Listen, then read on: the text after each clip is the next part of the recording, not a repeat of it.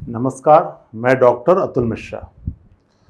इसके पहले वाले लेक्चर में हम लोगों ने जैन दर्शन पर बात की थी और वो एक प्रारंभिक परिचय था जैन दर्शन का। आज हम लोग जैन दर्शन के दूसरे लेक्चर में उनका जो जैनियों की तत्वमीमांसा है उस पर हम लोग बातचीत करने जा रहे हैं। मुख्यतः जैन का जो पूरा चिंतन है एक सूत्र पर आधारित है, जिसे हम लोग कह सकते हैं कि हम लोग कहते हैं संसार में अनंत वस्तुएं हैं, अनंत वस्तुओं के अनंत गुण हैं। तो यही सिद्धांत आगे जाकर अनेकांतवाद बन जाता है। जब सामान्य सा ये जब संसार में अनंत वस्तुएं हैं और अनंत गुण हैं, तो अनंत गुणों में कुछ गुण नित्य होते हैं और कुछ गुण अनित्य होते हैं।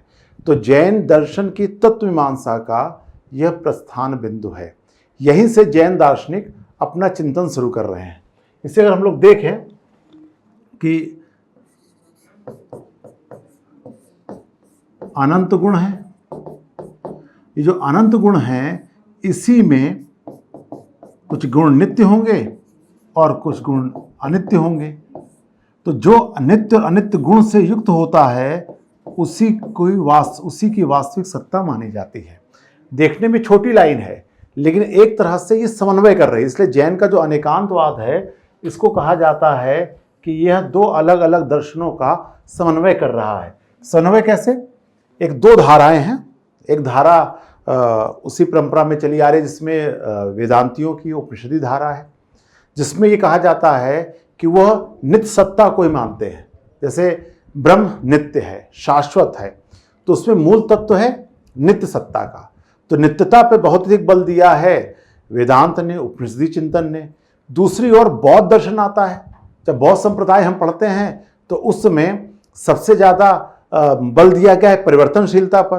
तो एक नित्यता पे बल दे रहे हैं, एक अनित्यता पे बल दे रहे हैं, एक शाश्वतता पे बल दे रहे हैं और एक अनित्यता पे बल दे रहे हैं कि जो शाश्वत ना हो या फिर जो परिवर्तनशील हो। तो इस तरह से जैनियों का यह अनेकांतवाद इनका समन्वय करता है। अब इस समन्वय कैसे कर रहा है, इसके आधार में, इसके पृष्ठभूमि में इनका मुख्य सिद्धांत आता है जिसे हम लोग अनेकांतवाद के माध्यम से समझते हैं। अब देखिए इसमें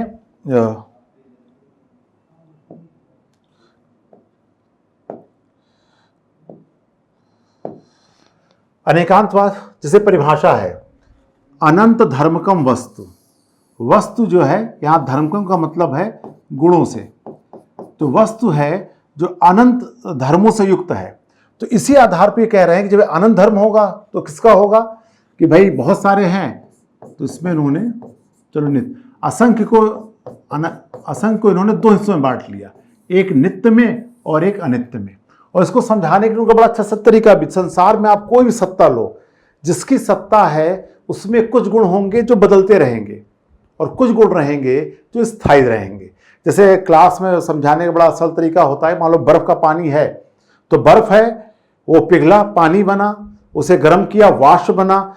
तो बर्फ की सत्ता है, जो पानी की सत्ता क्या है, कुछ चीजें जो हमेशा बनी रहेगी और कुछ चीजें उसके आकार हैं, रंग हैं, उसके जो प्रकार है पदार्थ का, उसमें परिवर्तन होता रहेगा। इस तरह सत्ता जो है वह नित्य भी है और परिवर्तनशील। संसार की कोई भी वस्तु जो अस्तित्ववान है, जैन दार्शनिक कहते हैं कि उनमें परिवर्तनशीलता और नित्यता दोनों गुण पाए जाते हैं।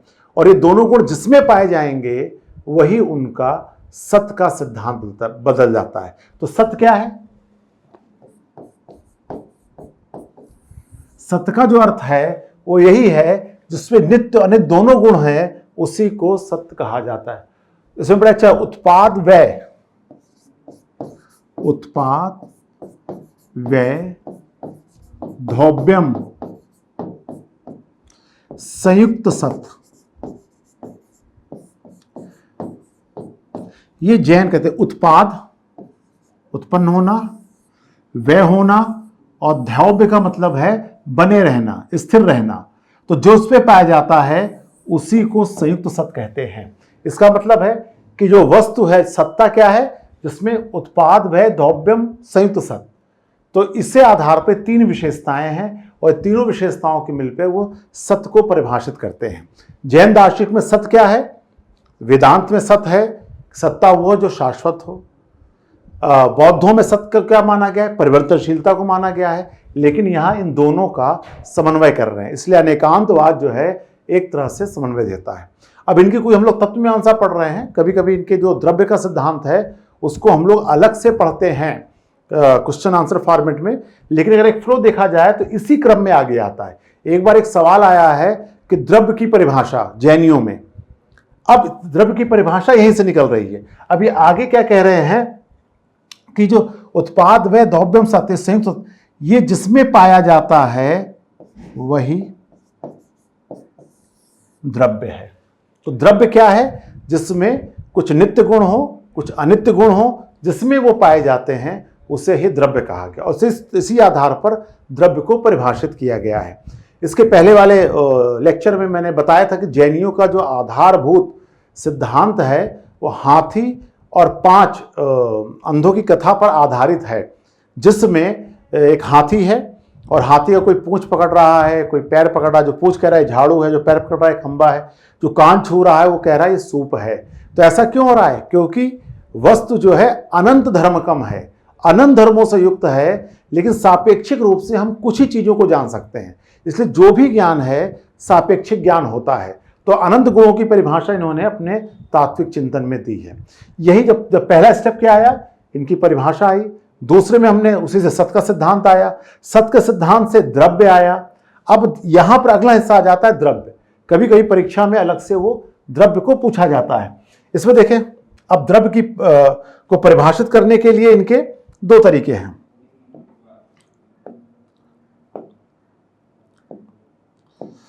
जैसे अब द्रव्य,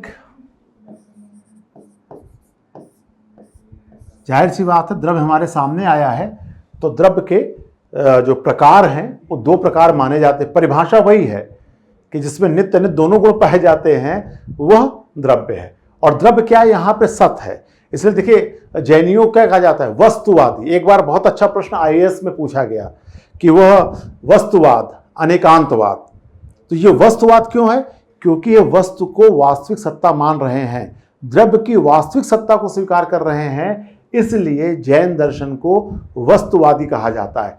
अनेक द्रव्यों को मान रहे हैं तो अनेकांतवादी हो। तो इस तरह जो इनका सिद्धांत है, और जब अनंत वस्तुएं हैं अनंत गुण हैं तो जब भी जानोगे तो सापेक्षिक रूप से जानोगे, तो यह स्यादवाद सिद्धांत सापेक्षवाद कहलाता है। इसे जब जैनियों मान लो ऐसा प्रश्न आता भी है कि क्या जैन दर्शन सापेक्षवादी है, जैन दर्शन वस्तुवादी है, जैन दर्शन अनेकांतवादी है, तो उसका आधार इसकी सत्य की परिभाषा के तौर पर देखा जाता है। अब यहां पर आते हैं द्रव्य के 2 प्रकार। द्रव्य के 2 प्रकार मोटा मोटी, एक जीव और अजीव, ये मुख्यतः है। अब जीव और अजीव को इन्होंने जब परिभाषित करते हैं, एक सामान्य सिद्धांत है जिसमें जीव और अजीव के 2 वर्ग आते हैं। जीव में आत्मा संबंधी चिंतन आता है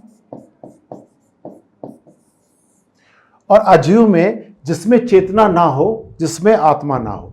मुख्यतः ये जो हिस्सा है जिसके बारे में शुरू के लेक्चर्स में या इंडियन फिलॉसफी पढ़ते समय बार बार आता है कि जो भी इंडियन फिलॉसफी हम लोग पढ़ते हैं उसका जो मूल सिद्धांत है वह आत्मा के चिंतन पर आधारित है। उसमें आत्मा ही सब कुछ है, आत्मा केंद्रीय विषय है। देखिए जैन यहाँ पर नास्तिक संप्रदाय हैं, नास्तिक संप्रदाय होने के बावजूद वो ईश्वर को नहीं मान रहे, लेकिन वो आत्मा के अस्तित्व को स्वीकार कर रहे हैं। तो आत्मा परीक्षा में अक्सर तत्वमीमांसा में मुझे लगता है कि सबसे ज्यादा प्रश्न पूछा गया है, तो ये आत्मा। तो आत्मा कहां पर है? द्रव्य को पढ़ते समय उसके एक प्रकार के तौर पर आत्मा को माना गया है। यदि द्रव्य परीक्षा में द्रव्य पर अलग से होता है या द्रव्य की पूरी व्याख्या आती है, तो विस्तार से करने के लिए हमें इसको इस भाग को देखना पड़ेगा कि जीव अजीव इनके द्रव्य के सिद्धांत में कहां पर आते हैं या कहां पर इनको हम लोग समझ सकते हैं। इसको देखें,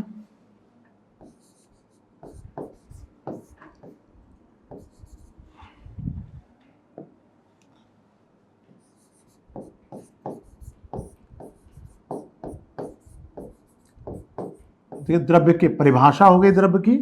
अब द्रव्य के प्रकार में आते हैं।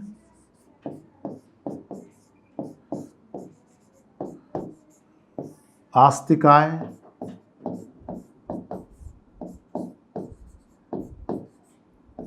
नास्तिकाय,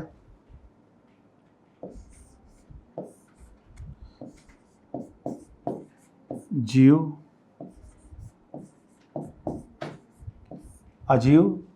नास्तिकाय का द्रव्य काल है और अजीव में हम लोग 4 चीज़ों को लेते हैं। जीव के अनेक प्रकार हैं, 1 इंद्री, 2 इंद्री, इस तरह कर सकते हैं। अनेक प्रकारों का उल्लेख मिलता है, इसको अलग से देख लेंगे। अजीव में पुद्गल,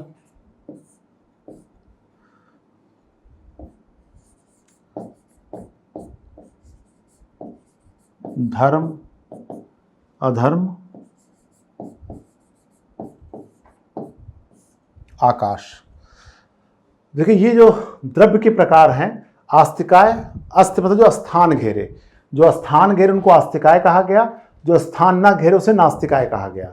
तो यहां पर जो नास्तिकाय है, समय स्थान नहीं घेरता। अगर आप देखें कि काल जो है वो है, द्रव्य तो है, और देखिए इसमें दोनों गुण हैं, काल परिवर्तनशील भी है और बना भी रहता है। वो फॉर्मूला यहां भी लागू होगा कि द्रव्य किसे कहा गया, जिसमें नित्य अनित्य गुण पाए जाए, और इसमें नित्य अनित्य गुण पाए जा रहे हैं, उन्हें काल का वो द्रव्य है, और वो विशेषता काल में भी है। काल में क्या आ रहा है कि काल परिवर्तनशील भी है, दिन रात बदलता भी रहता है, भूत वर्तमान भविष्य, काल बना भी रहता है और परिवर्तनशील भी रहता है। तो इन्होंने नास्तिकाय द्रव्य को काल कहा है। अब देखते हैं आस्तिकाय। आस्तिकाय में 2, जीव, जीव जिसकी अभी चर्चा हुई थी, आत्मा को उन्होंने जीव कहा है। इसके लिए सत्काय शब्द का भी इस्तेमाल होता है, लेकिन शरीर से अलग जो चेतन तत्व है उसे वह आत्मा कह के पुकार रहे हैं या आत्मा कह रहे हैं।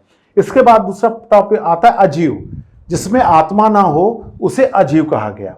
अब अजीव के इन्होंने 4 भेद किए गए हैं। पुद्गल, इसकी परिभाषा होती पूर्यंतु गलंतु चा, जो पूरे होते रहें, बनते रहें, बिगड़ते रहें, उसे उन्होंने पुद्गल कहा है। पुद्गल शब्द देखने में लगता है पूर्यंतु गलंतु चा, अगर देखें पूर्यंतु गलंतु चा मतलब पूरे होते रहें, बनते रहें, बिगड़ते रहें। जैसे भौतिक पदार्थ क्या होता है, हाँ, जो भी भौतिक पदार्थ, मान लो मिट्टी खोदी आपने, मिट्टी बन रही है, बिगड़ रही है, बदल रही है, जो बनते बिगड़ते रहें उसे पुद्गल कहा गया। और पुद्गल जो है यहाँ भौतिक पदार्थ के तौर पर आता है। इसके भी 2 पार्ट होते हैं, इसका स्कंद पुद्गल होता है, अणु पुद्गल होता है, और दोनों अलग पार्ट। फिर आता है धर्म। धर्म यहाँ पर एक विशेष अर्थ में है। जैनियों के चिंतन में धर्म जो है गति का परिचायक है। संसार के जितने भी पदार्थ हैं उनको गति चाहिए, तो गति को धर्म कहा गया। बड़ा अच्छा एक उन्होंने उदाहरण दिया है। उदाहरण ये दिया है कि जिसकी वजह से, जैसे जैसे मछली, पानी रहेगा तभी मछली तैरेगी, उसी तरह धर्म की वजह से पूरी दुनिया में जो तत्व हैं वो गतिमान होते हैं। तो धर्म यहाँ पर गति का परिचायक है। और अधर्म जो है वो रुकावट का। अधर्म का मतलब है जो स्थिरता, जीवन में दोनों चीज चाहिए, गति भी चाहिए और स्थिरता भी चाहिए। तो यहाँ पर अधर्म जो है वो स्थिरता का परिचायक है। तो धर्म, अधर्म। और यहाँ पर फिर आया आकाश। आकाश का मतलब है जो सभी को स्थान दे। यहाँ पर जैन दर्शन अपनी प्रक्रिया में, अपने सृष्टि विकास की प्रक्रिया में पंच तत्वों को तो मानते हैं। अब यहाँ जो पुद्गल की व्याख्या हम लोग एक अलग से, जब द्रव्य की व्याख्या एक अलग से प्रश्न के तौर पे करेंगे, तब एक एक बिंदु को बहुत विस्तार से लेंगे, लेकिन अनेकांतवाद में संक्षेप में इसका उल्लेख करना आवश्यक होता है। तो यहाँ पर ये आकाश को उन्होंने अलग से लिया है। और यहाँ पुद्गल के अंतर्गत क्षिति, जल, पावक, गगन, क्षिति, जल, पावक और समीर, मतलब पृथ्वी, जल, वायु और अग्नि, ये 4 तत्वों को उन्होंने परमाणु के तौर पर ये पुद्गल में शामिल हो रहे हैं। जैसे चरवाक दर्शन में वो 4 तत्वों से मिलकर सृष्टि के निर्माण की बात करते हैं, आकाश को इन्होंने अलग से एक तत्व के तौर पर रखा है जो सबको स्थान देता है। इस तरह यह इनकी द्रव्य की व्याख्या आती है। अनेकांतवाद क्योंकि तत्वमीमांसी सिद्धांत हैं, इसलिए संक्षेप में हमने उस आपको उल्लेख करना पड़ता है किन किन तत्वों को वो मान रहे हैं। इसके अगले आस्तिकाय, जीव, अजीव ना।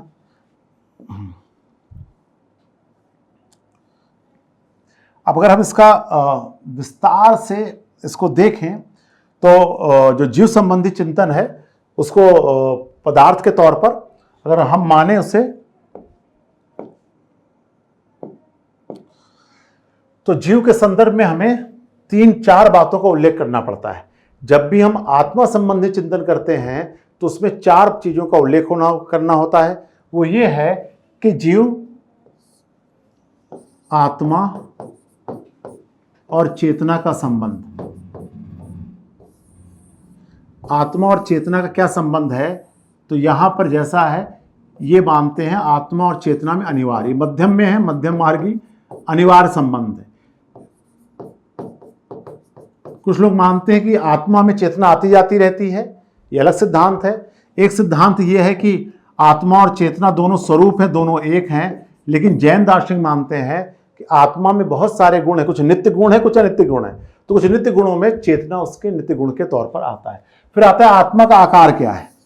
इसके लिए भी, आकार के लिए भी 3 चीजें हैं कि एक होता है कि आत्मा जो है अत्यंत सूक्ष्म है। आगे जब हम लोग रामानुज का चिंतन पढ़ेंगे तो उसमें बहुत विस्तार से आता है। वो बताते हैं कि बाल के अग्रभाग के 1000वें हिस्से में जो आता है, इस तरह बहुत अति सूक्ष्म माना गया है आत्मा को वेदांत, विशेषकर रामानुज के चिंतन में विशिष्टाद्वैत में अत्यंत सूक्ष्म माना गया है। समानता अगर आप हिंदू दर्शन में देखें, लोग कहते हैं आत्मा अत्यंत सूक्ष्म होती है, शरीर का निवास करती है। जैसे एक दीपक एक रहता है और छोटा सा कमरे को प्रकाशित करता है, उसी तरह आत्मा प्रकाशित कर रही है। दूसरी ओर शंकराचार्य कहते हैं आत्मा विभु रूप है, अनलिमिटेड है, सर्वव्यापी है। लेकिन यहां पे जैन दर्शन बीच का है, वो कहते हैं शरीर परिमाणी है। जैसा शरीर होगा आत्मा का आकार वैसा होगा। फिर उसके बाद आता है कि आत्मा एक है कि अनेक है। जैन दर्शन आत्मा को अनेक मानते हैं।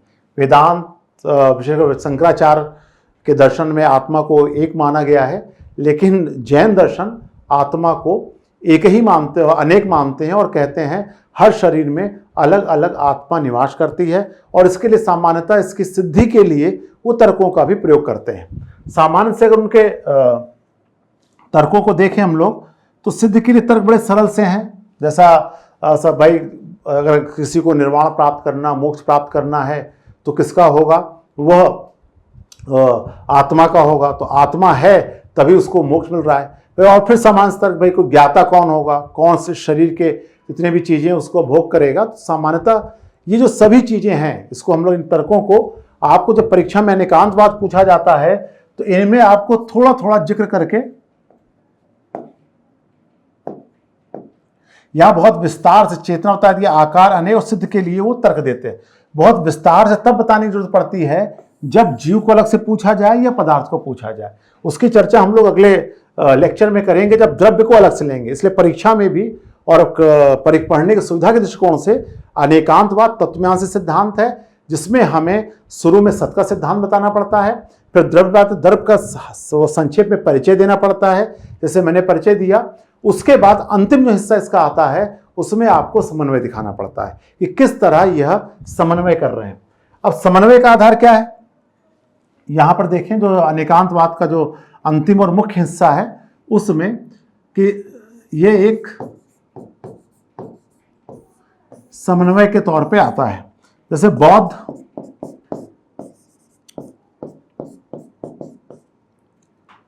नित्यता को मान रहे हैं, अनित्यता को, और जो वेदांत हैं वो नित्य को मान रहे हैं।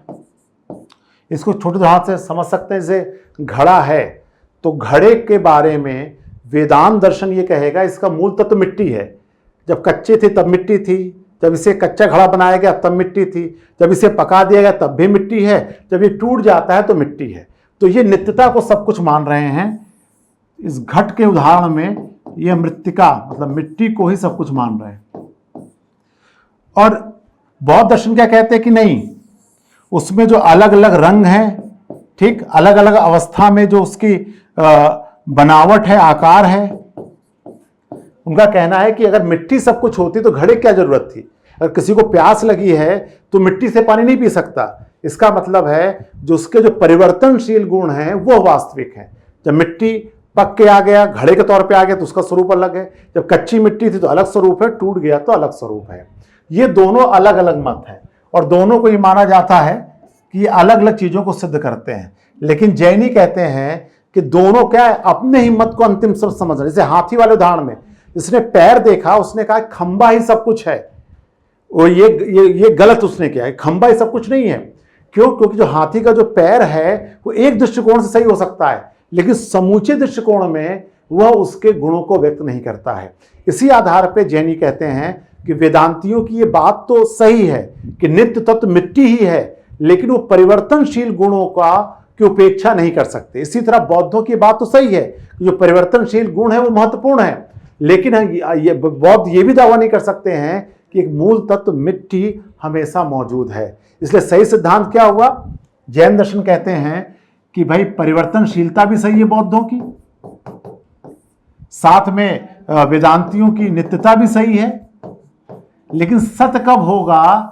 जब दोनों होंगे। तो सत्य कब है? जब नित्य और अनित्य दोनों होते हैं। इस तरह जैन दार्शनिक अपने अनेकांतवाद सिद्धांत के आधार पर नित्य और अनित्य तत्वों की व्याख्या करके एक समन्वयवादी दृष्टिकोण पैदा करते हैं। इसलिए जैनियों को यह भी कहा जाता है कि ये जो अपने अपने मत को लेकर जो अंतिम सत्य मानते हुए जो झगड़े होते हैं उसको बचाने के लिए जैनियों का अनेकांतवाद सिद्धांत महत्वपूर्ण होता है। यद्यपि पक्ष लिखते समय अंतिम हिस्सा जो आता है वो ये जरूर देखना चाहिए कि इसी अनेकांतवाद का दूसरा सिद्धांत स्यादवाद आता है। अनंत वस्तुएं हैं, अनंत गुण हैं, तो जब भी हम जानेंगे तो उसे सापेक्षिक रूप से जानेंगे।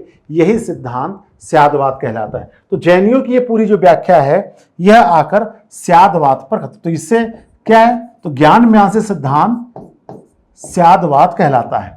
तो हम जब भी इनके चिंतन को देखते हैं तो अंत में आलोचना करने से पहले इसमें देखिए ज्ञान का सिद्धांत आ रहा है, और ये ज्ञान का सिद्धांत जो है यही स्यादवाद कहलाता है। तो भले ये ज्ञान मीमांसा सिद्धांत है, लेकिन अपेक्षा होती तत्व मीमांसा सिद्धांत लिखते समय अंत में हमें लिखना पड़ता है कि इस अनेकांतवाद से स्यादवाद की उत्पत्ति होती है। यह एक अनेकांतवाद हमने पढ़ा, ये इसका एक पक्ष है। इसी का जो छोटा हिस्सा है द्रव्य, इसको हम लोग अगले लेक्चर में विस्तार से पढ़ेंगे। अभी इसके जो हम लोगों ने पक्ष पढ़ा है इसकी आलोचना देखेंगे, फिर आलोचना देखने के बाद अगले प्रश्न के तौर पर इसको हम लोग विस्तार से द्रव्य को अलग से पढ़ेंगे। ठीक, चलिए अब देखेंगे इसकी आलोचना। अब देखिए हम लोग इस आलोचना बहुत नहीं हो पाती है।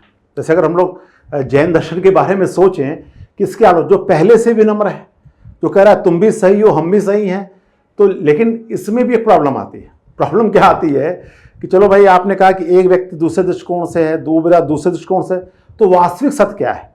जैसे अगर आप किसी भी मुद्दे पे अगर आप भाई के लोग कहते हैं ना कि भाई सामान्य बोलचाल में तो ठीक है कि आपने सामान्य बोलचाल में कह दिया कि तुम्हारा भी मत ठीक है हमारे मत ठीक है, लेकिन आप ऐसा नहीं कह सकते हो कि सभी चीजों को एक विशेष दृष्टिकोण से सत्य माना जाए।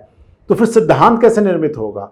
फिर कोई भी बात को सिद्ध कैसे किया जाएगा? इसलिए इन्होंने जो पहली आलोचना यही होती है कि आलोचना है कि भाव अभाव को एक असर बनाते हैं। जैसे इनके चिंतन में जो महत्व नित्य का है वही अनित्य का है, तो जो नित्य और अनित्य दोनों को एक स्तर पर ला दे रहे हैं। इसको इसलिए आलोचक कहते हैं ये सही नहीं है, क्योंकि नित्य गुण ये तो परिवर्तनशील है।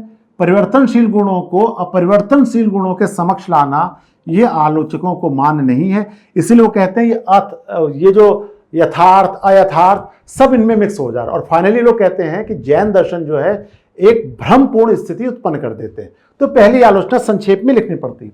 दूसरा है कि इन्होंने जो द्रव्य की जो व्याख्या की है, आलोचक ये कहते हैं कि इनकी जो द्रव्य की व्याख्या है, इस द्रव्य की व्याख्या में अंत तक तय नहीं हो पाता कि कौन सा गुण प्रधान है, नित्य है कि नित्य गुण प्रधान है कि अनित्य गुण प्रधान है।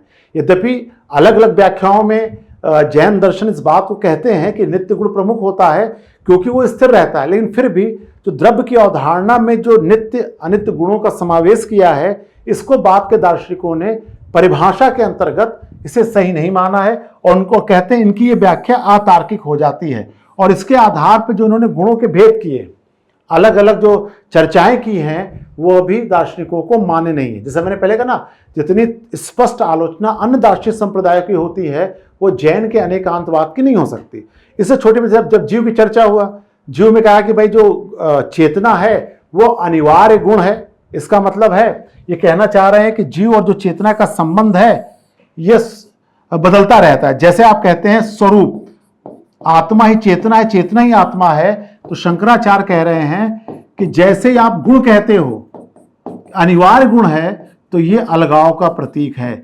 इसलिए शंकराचार्य की आपत्ति है कि चेतना हमेशा जो है वो आत्मा का हिस्सा स्वरूप होता है, उसका गुण जो है अलगाव का विरोध करता है। और इसी आधार पर उनकी जो जगत संबंधी व्याख्या अपूर्ण हो जाती है, क्योंकि वो पंच तत्व के बजाय वो चार तत्वों के आधार पर करते हैं और आकाश को अलग करते हैं। यद्यपि इनकी जो पदार्थ संबंधी जो व्याख्या है, इसको हम लोग अगले लेक्चर में विस्तार से देखेंगे। जब वहां पदार्थों को विस्तार से देखेंगे तो उसकी आलोचना को हम लोग अलग अलग करके देखेंगे। यहाँ अनेकांतवाद में हमें बस, क्योंकि अब परीक्षा में भी बहुत छोटे सवाल आ रहे हैं, तो अनेकांतवाद में आलोचना किस बात की होगी, ये समन्वय का प्रयास कर तो, लेकिन समन्वय हो नहीं पा रहा।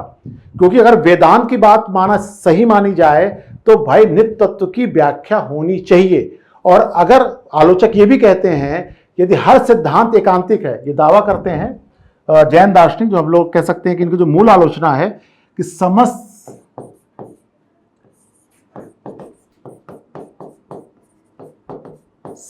सिद्धांत एकांतिक हैं। अगर समस्त सिद्धांत एकांतिक है तो अनेकांतवाद कैसे सही हो सकता है। और यह बात तो अंतिम आलोचना इसी तौर पे आती है कि अगर समस्त सिद्धांतों को आप एकांतवादी कह रहे हो और आप समन्वय का प्रयास तो कर रहे हैं, लेकिन समन्वय हो नहीं पा रहा है। क्यों? क्योंकि बौद्ध और वेदांतियों ने मुख्य आपत्ति की है कि जैनियों का यह सिद्धांत कुछ समन्वयवादी, कुछ व्यवहारिक तो हो सकता है, लेकिन एक सिद्धांत के तौर पर जैन दर्शन को स्वीकार करना कठिन हो जाएगा। इससे सत्य की परिभाषा जटिल हो जाएगी कि सत्य होता क्या है और सत्य को कैसे हम स्वीकार करें।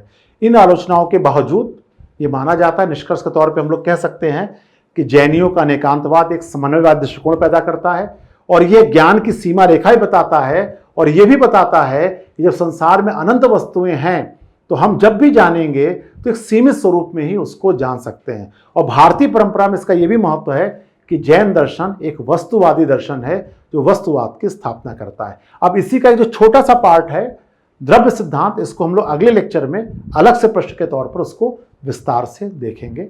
धन्यवाद।